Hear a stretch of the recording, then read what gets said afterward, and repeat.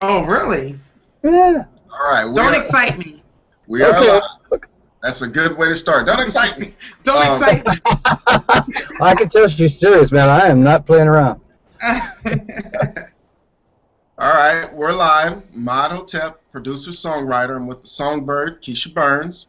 Songstress, what else does she do? She writes. She plays a flute. Negative. But I can cook. And then we have Brad Chapman, vocal pre-producer. Brad, would you give us a rundown about yourself and tell us your website and how to contact you? Sure, thanks, guys. If you can read it below, it's www.bradchapmanvocals.com. And I'm a vocal pre-producer. It's a new animal. In other words, I don't know if anybody else is even using that phrase. And the reason is because I came from a rock and roll background, came from a recording background, came from a microphone background. But when I had to fix my own vocal problems, I had to go to a coach who was classical. The techniques I learned worked very well, but the way he approached it did not work well for the microphone. So I have adopted what's called the bel canto, the Italian meaning of natural voice, to the recording and stage environment, meaning monitors, microphones, the electronic environment. And the other thing that's become incredibly important with microphones is that the feel of the vocalist has really become the #1 thing that the audiences want from us now. And so over the last years, I've adopted an approach that I just simply call sing from feel, rather than sing with feel, because really what we have to do is generate, we have to feel the emotion of what we're going to sing before it actually comes out. Otherwise, it's going to come out half there and half not. You got to have your conscious mind totally enveloped in the song, and that's where great artists come from. And that's why sometimes you hear somebody says, that guy's got a terrible voice, or that woman's just awful. How come she's got such a big following? Well, it's because she focuses 100% on her emotions and her feel, and the audience cares more about that than they do whether she's on pitch or whether she has a good vowel shape or whether she's singing in her nose. A lot of girls now are singing way in their nose, and the kids are loving it. And it's not a problem with microphones. It's a problem if you're on live stage because your voice won't project. But microphones, it's cool. So anyway, I'm just kind of a new animal, and Mott and I met at a Grammy event, and he's a mover and a shaker. And so when he says, "Brad, will you come on?" I say, "Yes, sir." That's good. That's good. Yeah, because he's a good man, and I promote good people. Well, you actually had some very good words to say too, and it's very true. A lot of people are moved by excitement and stuff. The person can't sing, but they can get in there and they can move the crowd by their personalities and their what they present on stage. Yeah, and then if they have great vocal technique, then what that does is it just adds to it. Correct. But the thing that most of my colleagues do to us who care more about emotions than technique is they get us so focused on technique that the emotion gets lost. And so, yes, we're better technically, but we become worthless to our audiences. So there's a couple of producers, and they go anywhere from 80%, so 80-20 to 90-10, and let me explain that. What they mean is that what makes the record magic, and this doesn't mean just the vocals. I mean, it means everything. It means the drummer, the sonics of the recording, everything. At least 80 to 90% of that recording, in order for it to be successful, has got to be all feel. The other 10 or 20%, depending on who you're talking to and what your belief system is getting it right, the technical parts. And so you got an Aretha Franklin, you got a superstar in your hands because she's got both. You get a Bob Dylan. I don't call him a superstar. He's a very, very huge star because he feels everything he does, but he's also got some distractions. Some of us just can't listen to him because of the distractions of his voice. And so it's too bad because he has so much to say that those of us who have that cross to bear, that we hear him singing flat, and we hear him singing sharp, and we hear the bad vowels and so forth, have a hard time enjoying him. So what I try to do with people like that, if I work with somebody who's like a Bob Dylan, I just increase their technical abilities so that they've already got the feel.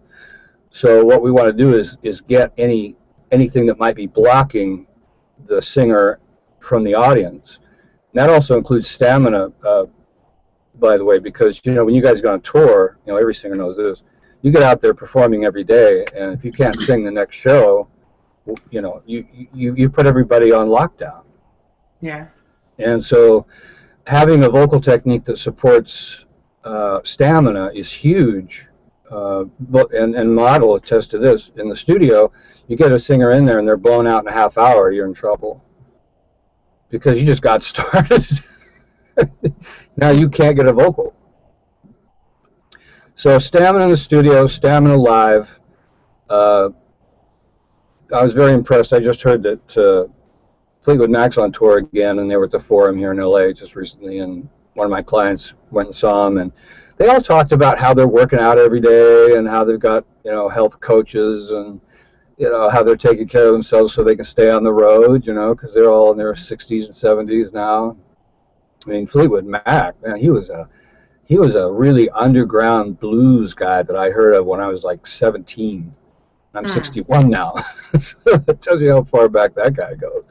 And that was before Fleetwood Mac, and then when he added the other three, then things took off for him. But anyway, so Ma'at, what any other questions, or what do you want me to do from here? Because you're the host. Well, tell me what's up with your voice right now, morning. Well, I'm trying to come down with something. I don't know. All I know is that my voice is not. I'm out of breath. I can't breathe. She's in here crying. Okay. And my allergies are kicking my butt. Okay. I'm totally congested. I think when I fell asleep last night, my window was open and the air just came and got me. Ooh, scary. So if she's feeling like this, well, see, if she's feeling like this and she has to sing, what do we do? Okay. So we're talking about like right now, right? You got a recording session. Right now, she's feeling like this. What do we do? Okay. We're in. Lower the key. This is really interesting. You're going to be surprised by this answer. We're going to focus 100% of your attention on the feel of your song. We can't really deal with your problem. It's too late. Now, we can do some warm-up exercises, which you should do anyway. So what I'll do is we'll go through a couple of things that will help loosen up the tension. Some people are interested in the clinical side of this, so we'll just mention briefly that when you have an allergy, you have what's called post-nasal drip. And what the doctors are saying is that everything here in your sinuses, are you guys getting a good profile? Yeah. See my finger here? Okay, so everything that's being generated in your sinuses, which is too much mucus because they're irritated, too much mucus, it drips backwards down behind, so it's not coming out your nose, and it drips down all the way to your voice box, and your vocal cords are just sitting there getting drowned in mucus. Now, without going into too much detail, the way they react to that is by stiffening and swelling up. So if you can imagine you're trying to play a guitar with stiff, swollen strings, pretty tough. Yeah. Because they don't want to tune, they want to rub against the fretboard. You try to bend them, and they're like, man, this is hard. This sucker won't work. So we're in that situation right now. Now, if we did have some time, you'd see an allergist. You go to a steam room. Yeah, there's things I would do. In the meantime, steam rooms are what great I for would do prepper. if I didn't have you, Brad, was if I had to sing, I would have the band lower my key, maybe. Yeah, good idea. To fit my voice. Yep. Perhaps change a song that I was going to sing to a more, because when my voice is hoarse, my voice becomes a little more raspy. I'm already a raspy singer as it is, Mm-hmm. But when I'm hoarse or not feeling well, because I'm really not, I'm not feeling well either. Sure. My voice. Are you taking anything? No, Okay. I woke up like this. Okay. There's a song I woke up like this, but yes, I woke up like. Well, listen, you can take something. It's okay. And let me explain this in detail because I if just you hate take taking medicine. I hate if you it. take too much antihistamine, it'll make you feel like you're in the desert, and that's almost as bad or worse than where you are now. But you can cut the pills. So you take a antihistamine that you're already comfortable with, and you Mm-hmm. start with a low dose, and you see. And again, this is we need some lead time to do this. We need at least an hour for you to figure this out, maybe 2 hours. But Yeah. you take a small dose and see how it's feeling. See if it's starting to get too dry, or if it's starting to feel kind of normal. Mm-hmm. If it's not, you take a little bit more. But as soon as you feel like, if I go take any more than this, I'm going to be, in the desert, then don't take any more. So you can play with those dosages. This is something ENT doctors actually do tell people, and that's where I learned it. And of course, the steam we talked about, that's all pre. The changing the keys is excellent. Now, if you're good enough musically, and I don't know, I'm just talking about people in general, you can also choose what's called alternative notes. Are Yes, you I do familiar that with as that? well. Yeah. Yeah, and you see this, celebrities do that all the time. They're on a heavy tour, and they lower the keys. Hey, let me ask you a question. What do you think about this whole Mariah Carey thing? Did you see that on Rockefeller? I didn't see it. I've heard about it, so just give me a little more details, would you? Well, basically, she didn't show up for a rehearsal. I guess she was Oh. 3 hours late, and so when she showed up, they told her to go home. So when it came time to actually do the show, I think they were gonna plug her in, which means they were gonna play the music, but they decided to let her do it live, Mm-hmm. and her voice was pretty much gone. Right. Someone leaked the live track of it, and it just was not good at all. But her background singers and the band pretty much carried her throughout the. So had someone not leaked that, it would have been better. But they did leak it, and so now everyone is giving her a lot of crap because she sounded horrible. Well, I'm really I just sad figured about that. I just figured her voice was hoarse. I've been there, so I've gone to hit a note and sometimes nothing comes out. I'm like, that wasn't part of my plan, but Now, what and what we it's have happened to her times. what we have that's unusual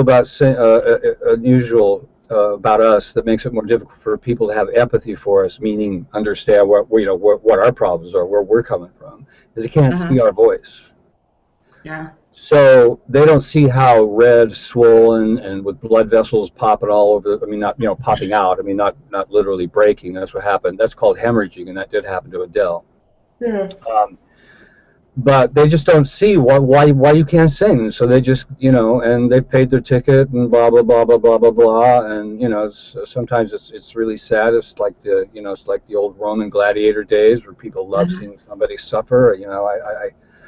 It just, my empathy for her is just total and deep, because Yeah. I've been there, and the bigger the I, star you are, the bigger the pressure.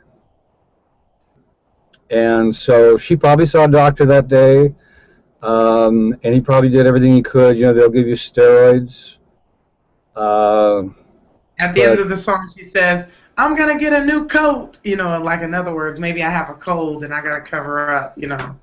sure. But if they could see, if she was an athlete and they could see her legs, they would feel very bad for her. Gotcha. But they can't see it. So this is the problem we deal with every day as singers. We're Hmm. kind of the wusses of the industry. If you don't know that term, wusses, it means kind of weak and cowardly and can't handle very much stress. Hmm. And it's just true. We're dealing with an organ in our body that is extremely sensitive. It's also extremely complicated. It's also extremely in demand. People love it more than any other instrument there is. But so there's that kind of, what do you call, polarity, you know, where because it can be so great, it also can be so awful.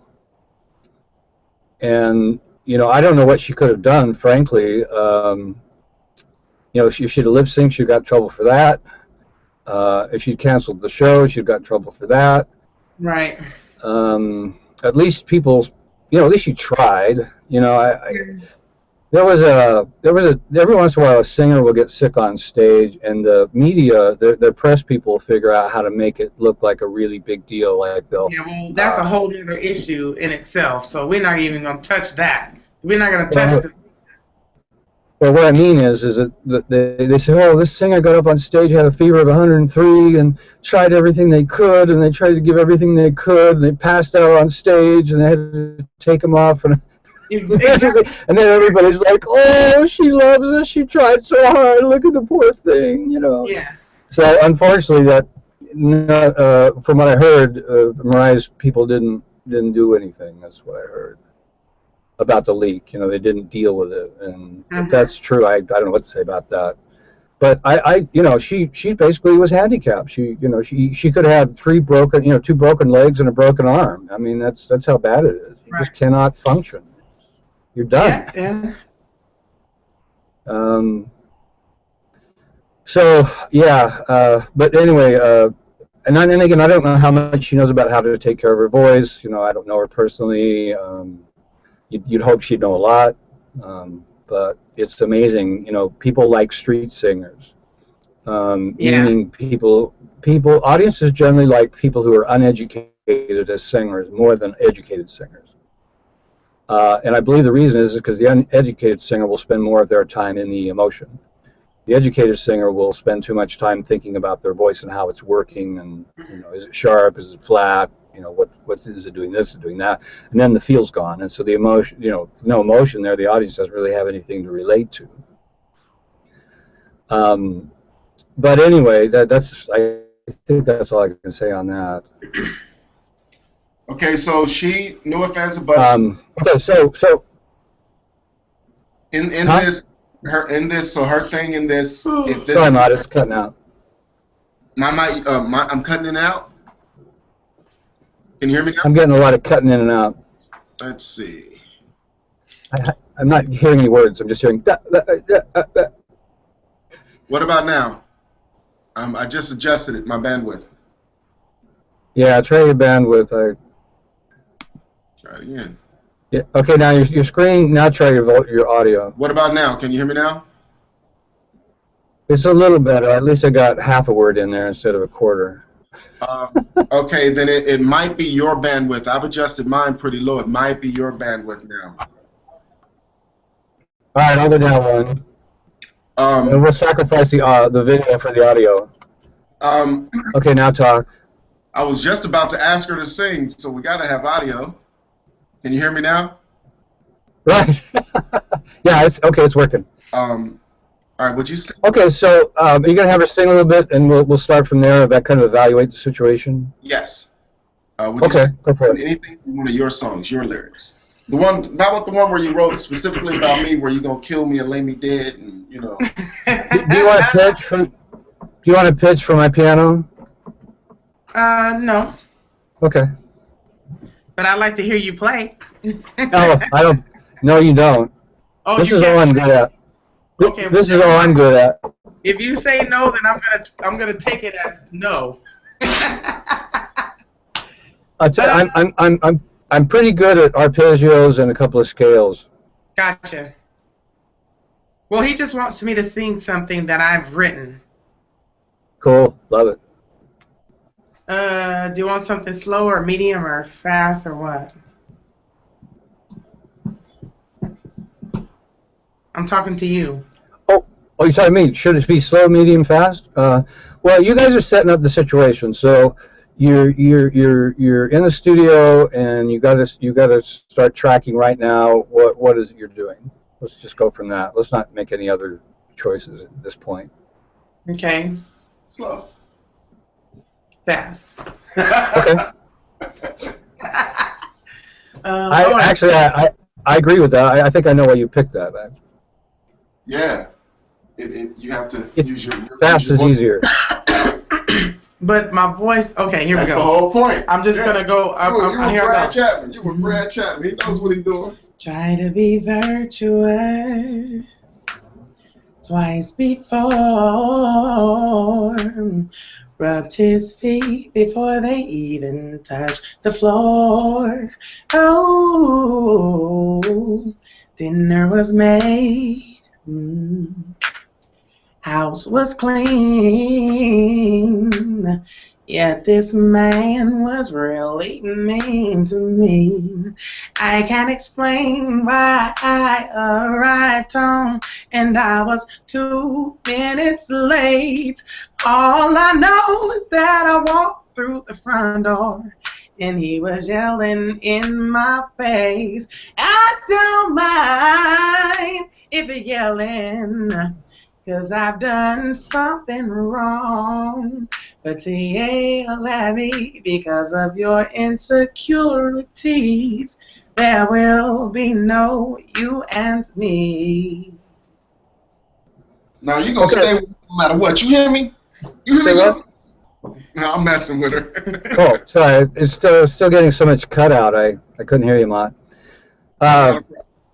Okay, so you tell me, what were you thinking? What was on your mind the whole time you were singing that right there?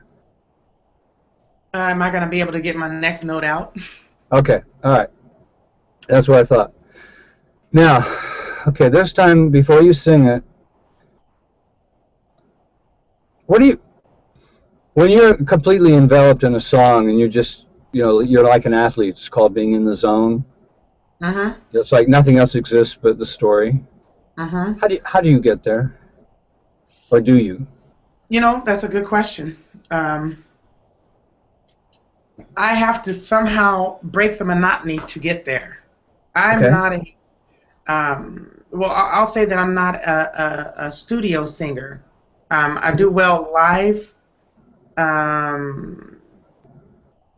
I'll usually just get on stage, grab the microphone, and do a run or do something friendly and kind of see where everyone is. Good. And how they receive it. And then Good. From there, I just take off. All right, excellent. Okay, so you have the basic foundation of what you need in the studio. You have memories. Okay.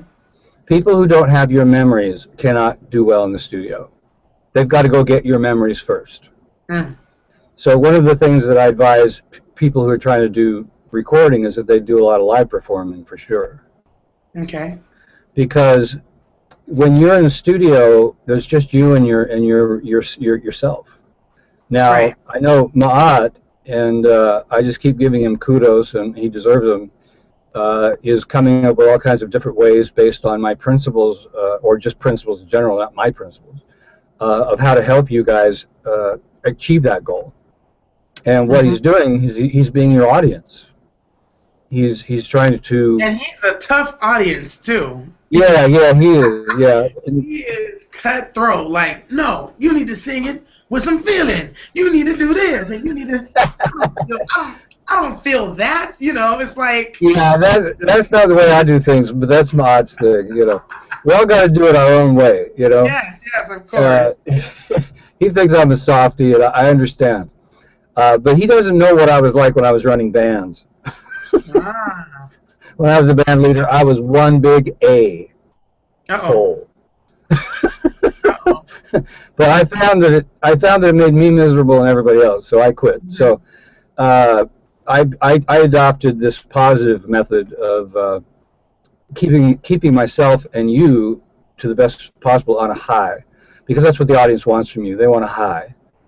If they're sitting there, like you said, when you start in the room and you're watching them, if you come across like, hey man, this is a shitty day and I hate being here, and what are you people doing here anyway? Why'd you buy this ticket? I think it's time to go home. How are they going to react if that's in your mind?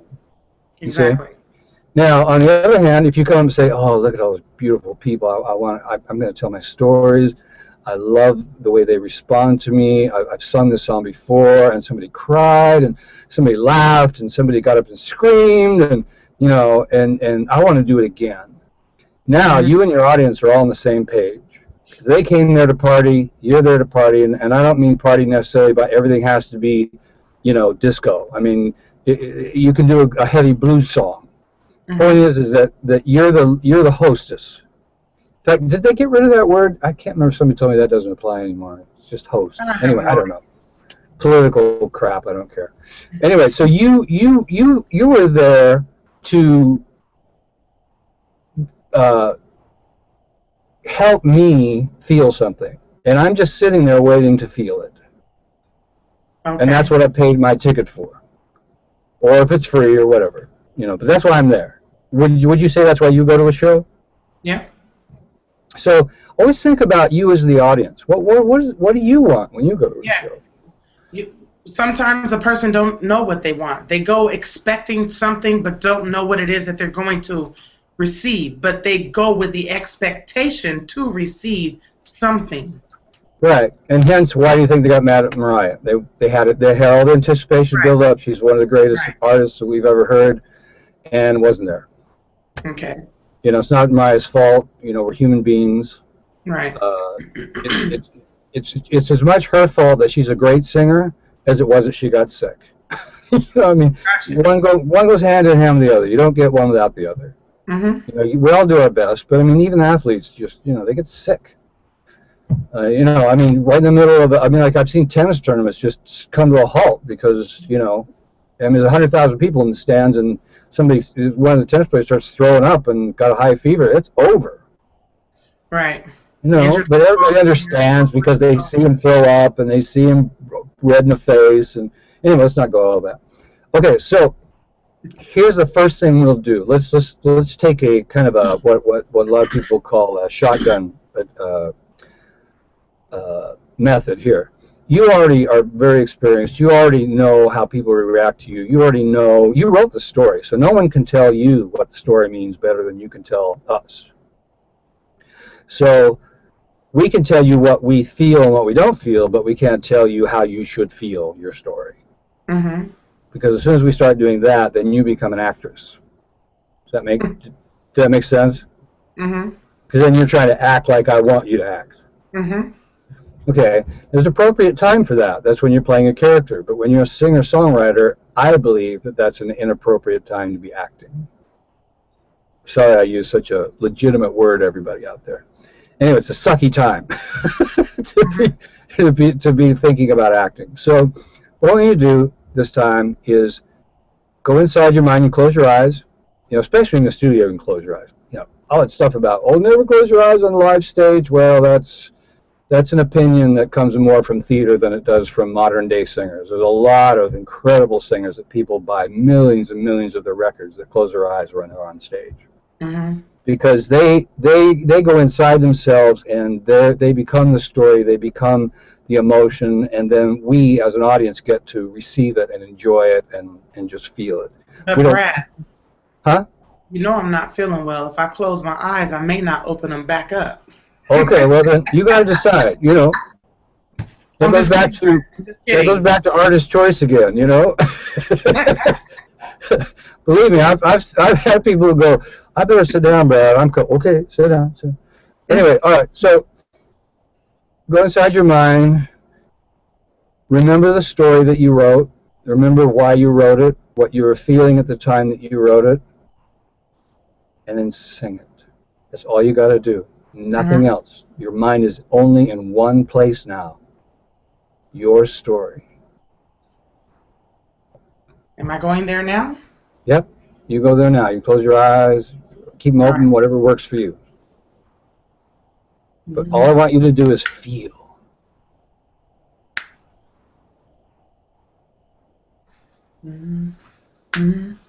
Try to be virtuous twice before. Rubbed his feet before they even touched the floor. And dinner was made. House was clean.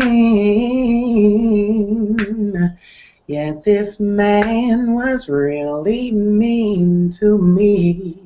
I can't explain why I arrived home and I was 2 minutes late. All I know is that I walked through the front door and he was yelling in my face. I don't mind if you're yelling, 'cause I've done something wrong. But you yell at me because of your insecurities. There will be no you and me. Thank you for giving. Mahat, tell me what you thought of that performance. Tell me just be an announcer. Tell me what you felt, what you heard, what you saw. She felt like she's a skilled singer who was holding back and focused on her runs, the music, like instead of going off of the pure emotion, part of her brain was on the music of it, like the runs that she was doing. I wanted to feel more of the pain, the agony, oh hell no, I know he didn't hit me. There will be no you and me if you, you know what I mean. That's what I got. Exactly. Now, what did you think? What were you feeling? Where were you? Where was I? How do you say your first name again? Exactly. Keysha. Keysha. I don't want to say Keysha because it's Keysha. Okay. So Keysha. So where were you where he said you were?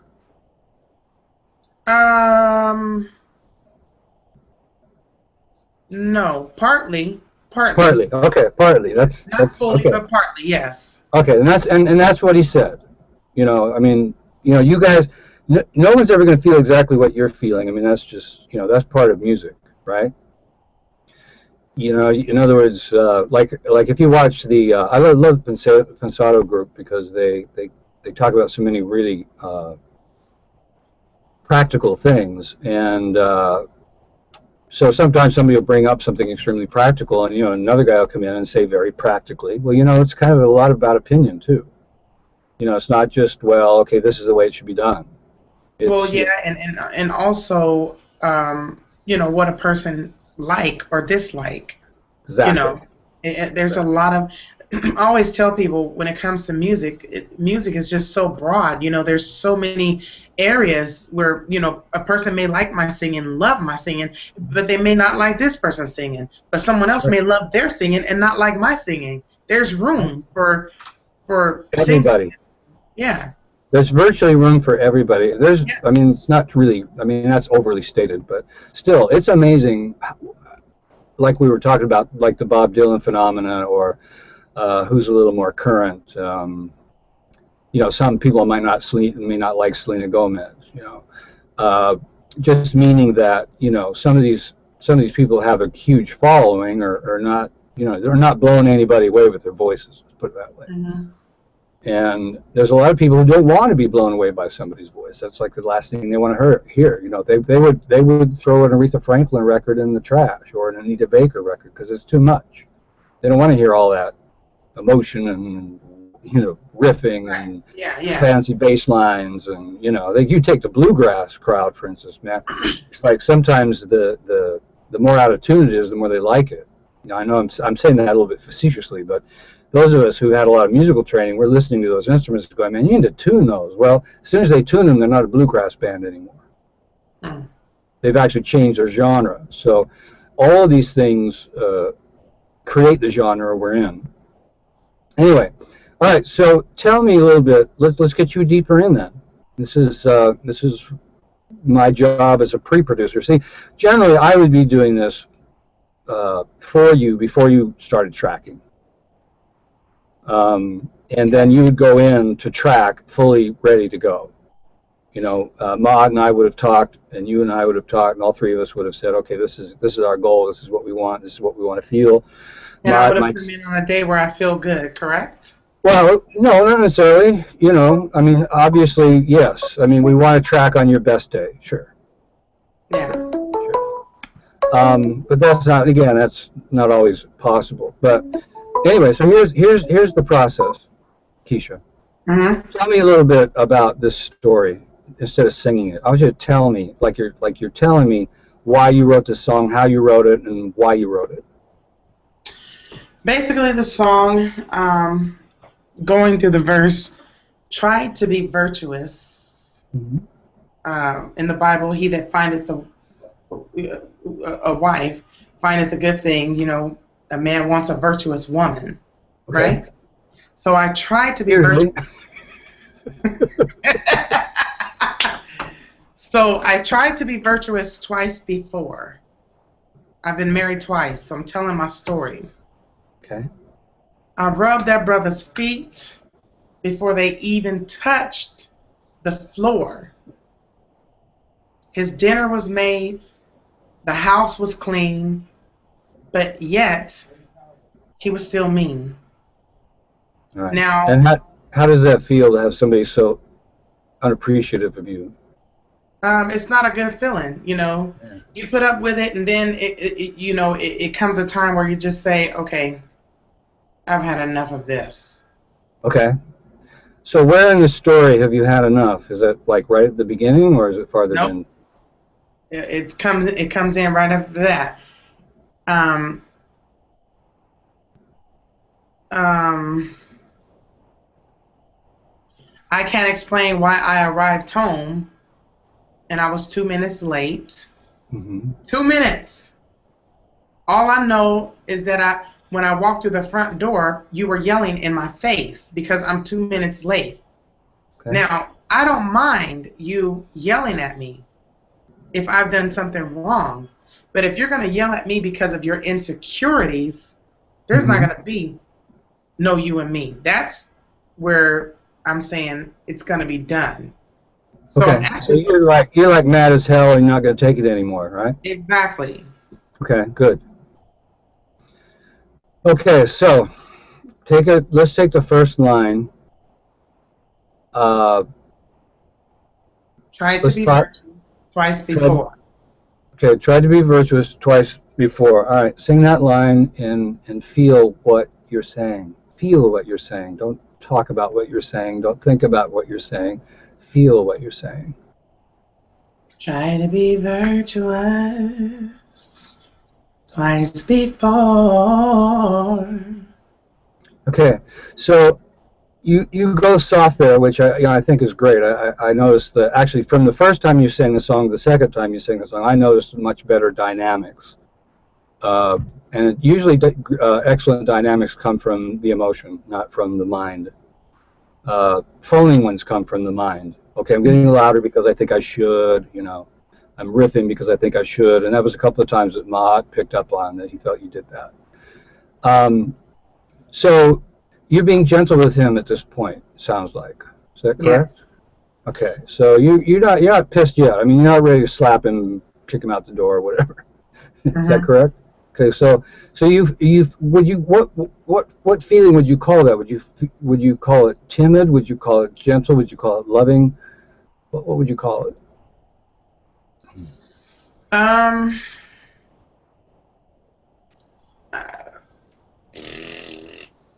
At this point, I'm thinking maybe I'm feeling a bit passive. Okay, so what would that feel? That would be kind of like ambivalent, right? Yeah. Like you don't feel a lot of anger, you don't feel a lot of sadness, you don't feel a lot of other things. So that puts this in the word I would just call a casual line. And I think you did it very well under those circumstances because there wasn't too much there of anything. You were just kind of stating your opinion, Okay. And I think a well-written song, by the way, is a song that grows from a casual position. And this is not always true. There's some songs that come in and just kick you right in the face with the first three words, and that's great too. But one of the most traditional, successful arranger techniques of emotional growth throughout a song is to start the story casually. Kind of let us sit there and catch up with you, because you're ahead of us. Kind of let it marinate, tell a story, Yeah, build tell a up story. to where I'm going. We are storytellers. That's what we are. Yeah. Yeah. Some people, I mean, we're telling our own story, but it's still it's still something that happened in the past, or actually what we want you to do now is do it in real time.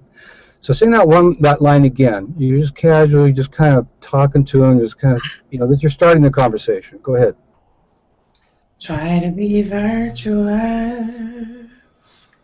twice before. Rubbed his feet before they even touched the floor. Okay, so you rubbed his feet before he even touched the floor. So he should be appreciative of that. And so you're feeling like you were loving and giving, right? Right. I'm letting him know, hey, baby, I'm here for you. It's you that I'm catering to, not anyone else. Exactly. Okay, so now go to the beginning and feel that. Feel that casualness. See, this is a pretty well-written lyric, because well-written lyrics move. You've gone from one state of emotion, kind of ambivalent, kind of casual, to loving and caring within, what is that, 10 seconds? Okay, so go ahead and do it again and really feel that shift of emotion. Try to be virtuous twice before. Rubbed his feet before they even touched the floor. There we go. See, because we have video, I could actually see your facial expressions change. Yeah. Now, you have a little thing you do with your, like this. Are you aware of that? Say that again? Yeah, I don't know why. Yes. Okay, all right. So it's no big deal. It's a lot of singers do it. What does that mean? Don't know, but you have thought about it and you don't know why. Is that correct? I do a lot of facial expressions. Right. But do you feel like the facial expression fits the lyrics, or do you feel like it's coming from some other place? I feel that it's coming from someplace else. Right. And for me, right now, it's coming from trying to hit a note, because I'm really struggling right now. My voice is closed up.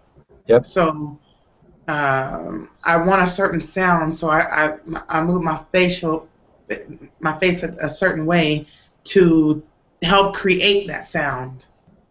Okay, now you're the record buyer looking at Keysha singing. Do you want to hear any of that? Do I want to hear it? Yeah, when you hear Keysha sing, do you want to hear her struggle with the note? Do you want to hear her I want it to be think about the tone?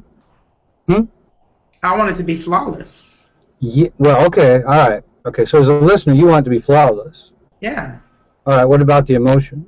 It doesn't even have to be flawless. I just want good product. I want something that moves me however it may move me. Moves you. Okay, this is better. Now I think we're in a better now I think we're in a better topic. So what moves you, Keysha? What moves you here? Me personally? Yes. People move me. Okay. No, but right here in this exact position, these lyrics, what moves you to sing these lyrics?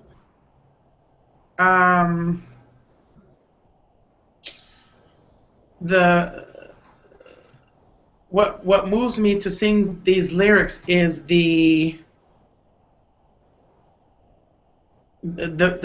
freedom of the lyrics, actually having the confidence to say, hey, I've tried this. Me standing up for myself. I've tried this, and if you're not gonna appreciate the things that I'm doing for you because you're too insecure, I'm gonna leave you. All right, excellent. Now, forget the fact that you're singing and tell him that. Go ahead. Just don't sing it? No. Sing it, but don't think about singing it. Oh. Okay, so your subconscious is going to do the singing. This is the easiest way to explain it. Your subconscious knows the words. So you've done good pre-production. You know the words. You're not struggling with memorization. You know the notes. And what I want you to do is say, okay, I'm turning all of that over to my subconscious now. Okay. My subconscious knows what it's doing. I trained it. Now, I'm going to take that confidence and I'm going to put it 100% into my conscious mind that I am telling this guy something. Just like you would if you walked in the door and started talking. Right. No difference. You don't come in and say, is my mouth moving the right way while I talk to you? See, this is the singer's cross to bear. We have to dump that. We have to get rid of it completely. Mm-hmm. And the singers I've worked with that are natural at that have technical problems, they have more difficulty dealing with technical problems. Okay. People who are very technical have more difficulty with the emotional side. It's it just kind of depends on your background and how you grew up and why you've been singing and what the whole purpose of your singing has been. Mm-hmm. But the ultimate for the audience is to hear a singer that is using music and melody to express what they're saying. No other purpose for the music or melody. No other purpose other than just to help you say what you mean. So that needs to be totally subconscious. It's like a dancer. You see a dancer, you can tell if they're in their hand, the way it's moving. Mm-hmm. You don't want to see that. Yeah. You just want to see a hand move in rhythm. So it's the same thing when you're singing for us. We just want to feel. Just want to feel. We don't care about the tone of your voice. We don't care about how hard it is for you to get it out. We don't, and that's, I'm sorry to say that, but it's really true, because we don't know how hard it is for you. We have no empathy there. We can't feel you. This is very true. Flow, you know.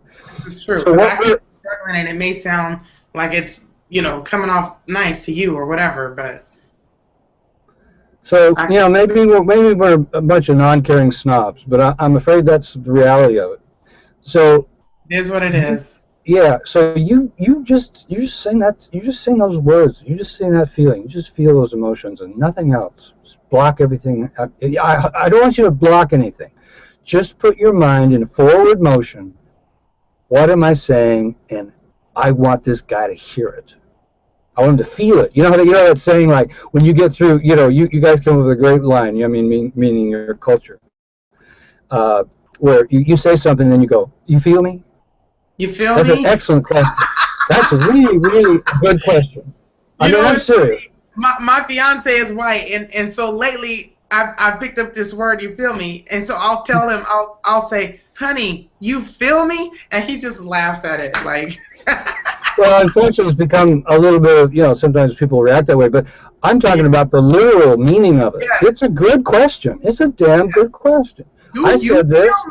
Did you feel it? Yeah. So I want you to sing it and make sure that you feel it so he'll feel it. This is what I mean by sing from feel. You got to feel it before we can feel it. That's concrete. Right. I've done enough experimenting over the last 10 years without saying I've done anything scientific, but just just in experience. And I've had enough people come back to me and say, you know what, Brad, I heard exactly what you said you did. That I'm very confident that if you put your mind 100% into those words, that's what we'll feel. Mm-hmm. We won't feel anything else. So go ahead. It's up to you now, Keysha. Do you want me to start from the top?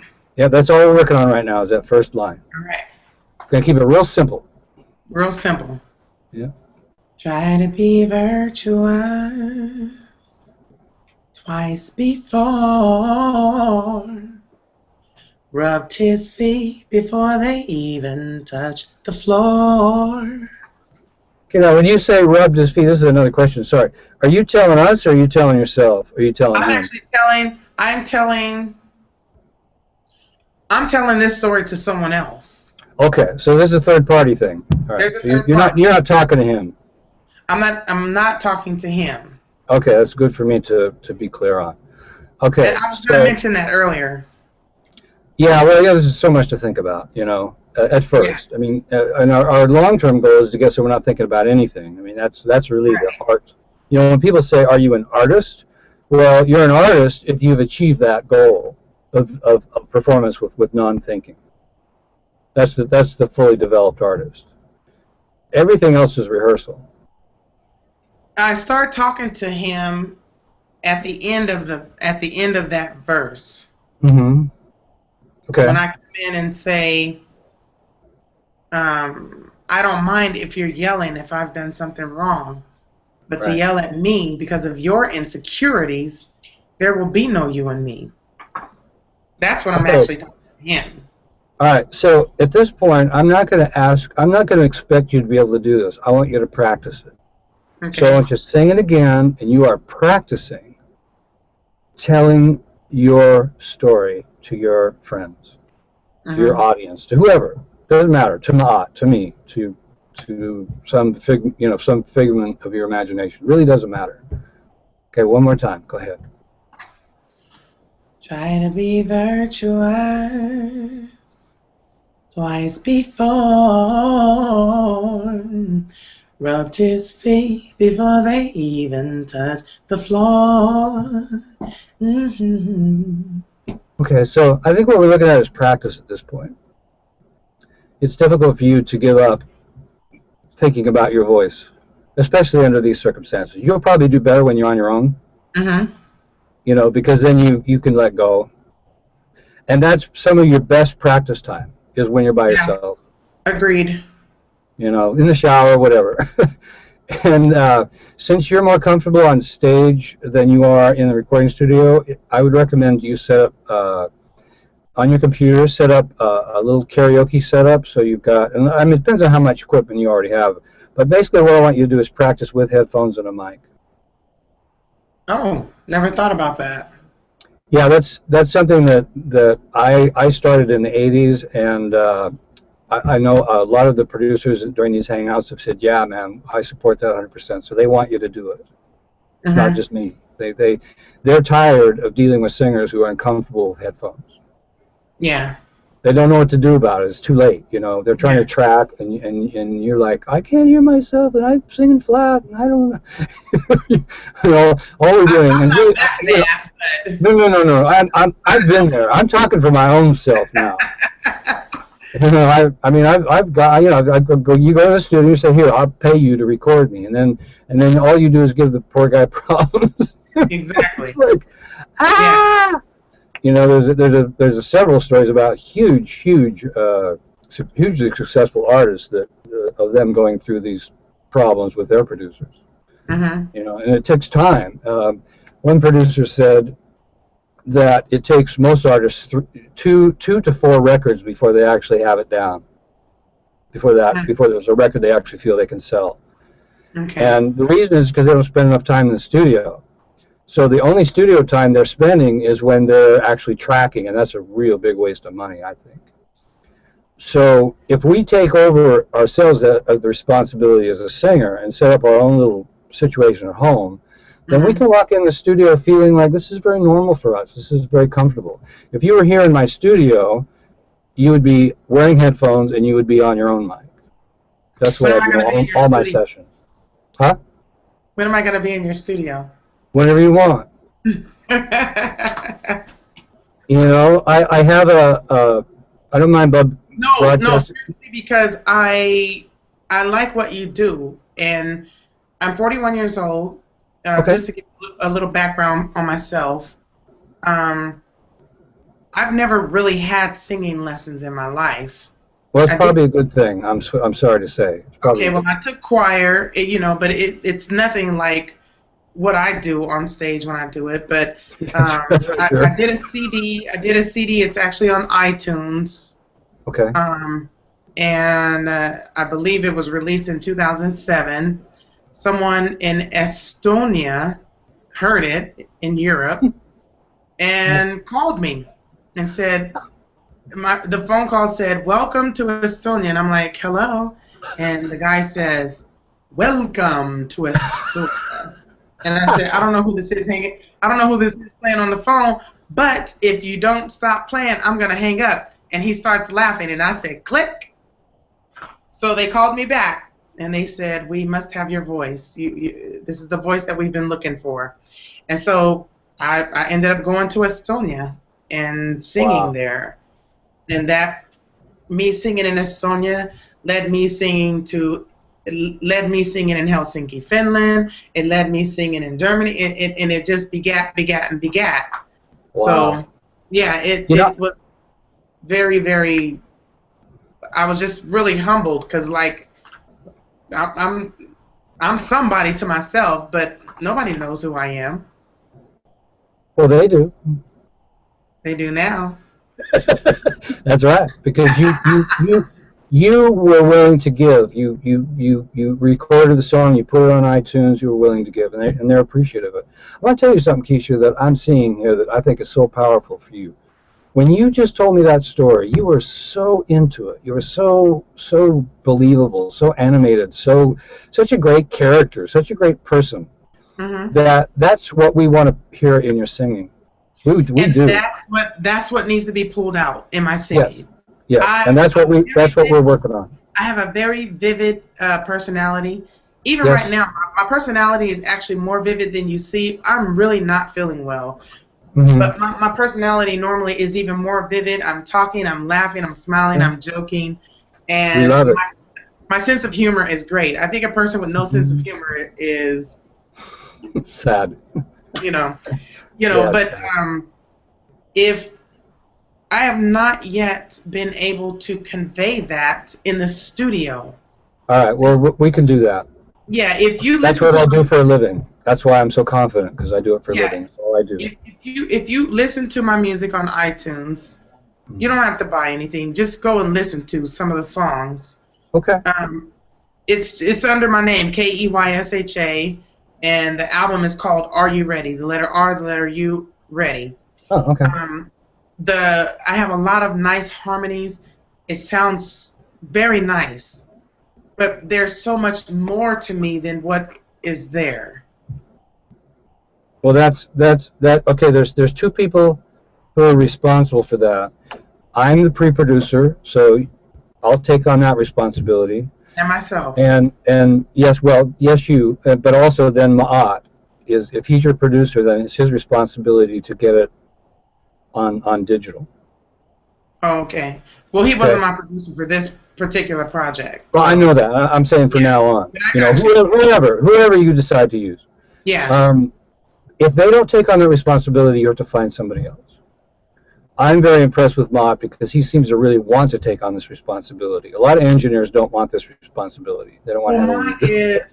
is he's a really driven guy. Mott Yep. is, and he's he's a go-getter. He wants to, and Mott he really genuinely wants to help.